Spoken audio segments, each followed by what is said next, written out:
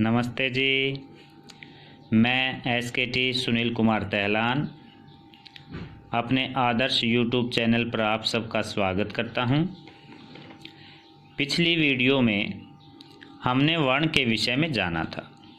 आज हम इस वीडियो में वर्णों के उच्चारण स्थान को जानेंगे। उच्चारण स्थान किसे कहते हैं, ये संख्या में कितने होते हैं।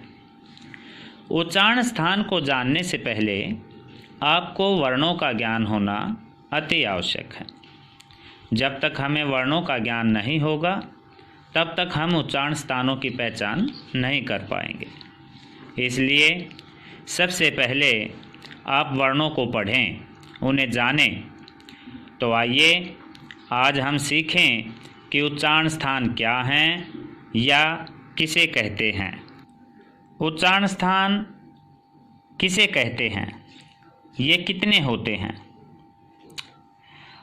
व्यंजनों का उच्चारण मुंह के भीतर भिन्न भिन्न भागों से किया जाता है, जैसे जिह्वा से, कंठ तालु से, दांत से, ओष्ठ से, मूर्धा और नासिका से। उच्चारण के दौरान फेफड़ों से आने वाली वायु, हवा श्वास नलिका से होते हुए बाहर निकलती है। यह वायु मुंह के भीतर जहाँ रुकती है वह उस वर्ण का उच्चारण स्थान कहलाता है।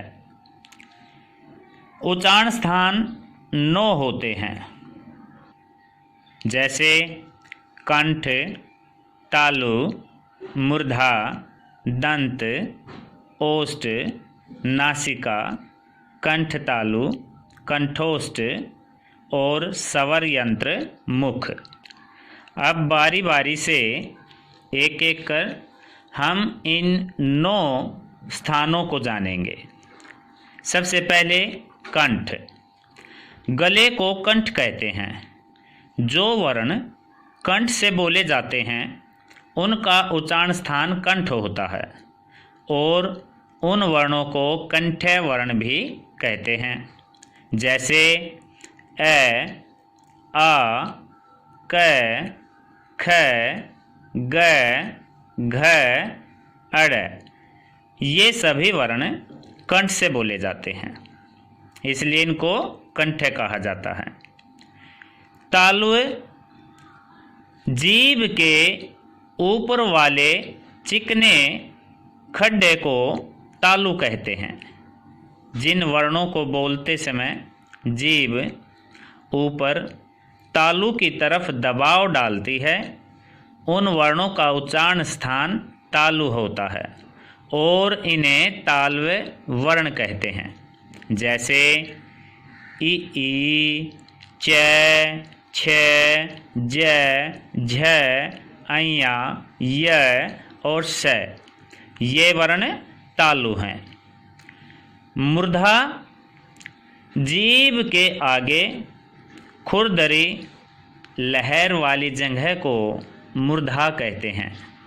जिन वर्णों का उच्चारण करते समय जीभ मूर्धा को स्पर्श करती है उन वर्णों का उच्चारण स्थान क्या होता है, मूर्धा होता है और इन्हें मूर्धन्य वर्ण भी कहा जाता है, जैसे रि, ट, ठ, ड, ढ, अण, र, श, ड, ढ।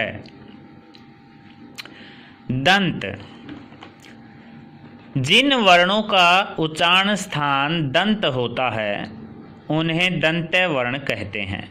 जब हम वर्णों का उच्चारण करते हैं तब वायु हमारी मुख से होती हुई और जब हमारी जिह्वा दांतों को छूती है उसके उच्चारण में तो उसको दंत्य कहते हैं। इन वर्णों का उच्चारण करते समय जीभ दांतों को स्पर्श करती है, छूती है, जैसे त, थ, द, ध, न, ल, स, ज। ओष्ठ। जो वर्ण होठों से बोले जाते हैं उनका उच्चारण स्थान ओष्ठ होता है और उन वर्णों का ओष्ठ वर्ग हो जाता है, वर्ण कहलाता है। जैसे प, फ, ब, भ, म, उ, औ, व, फ। नासिक्य, जिन वर्णों का उच्चारण नाक से होता है उन वर्णों का उच्चारण स्थान नासिक्य कहलाता है। उन्हें नासिक्य वर्ण भी कहते हैं। जैसे वर्ग के पंचमा अक्षर ड, अया, अण, न, म, इन्हें हम अनुस्वार कहते हैं। ये नासिका वर्ण द्विस्थानीय होते हैं बेटा। ये नाक से भी बोले जाते हैं और इनका उच्चारण मुख से भी होता है। कंठ तालु, जो वर्ण कंठ और तालु दोनों से मिलकर बोले जाते हैं उनका उच्चारण स्थान कंठ तालु होता है। उन वर्णों का नाम कंठ तालव्य रख दिया गया है। ये ए होते हैं। ए से एडी, आई से ऐनक भी आप इसको बोलते हैं, क्योंकि ए और ई से ए बनी है। ए का उच्चारण स्थान कंठ होता है और ई का उच्चारण स्थान तालु होता है, इसलिए इनको क्या कहते हैं? कंठ तालु कहते हैं। कंठोष्ठ, कंठोष्ठ भी दो होते हैं, कंठ और ओष्ठ। जो वर्ण कंठ और ओष्ठ दोनों से मिलकर बोले जाते हैं उनके उच्चारण स्थान कंठोष्ठ कहलाते हैं। जैसे ओ, औ आदि।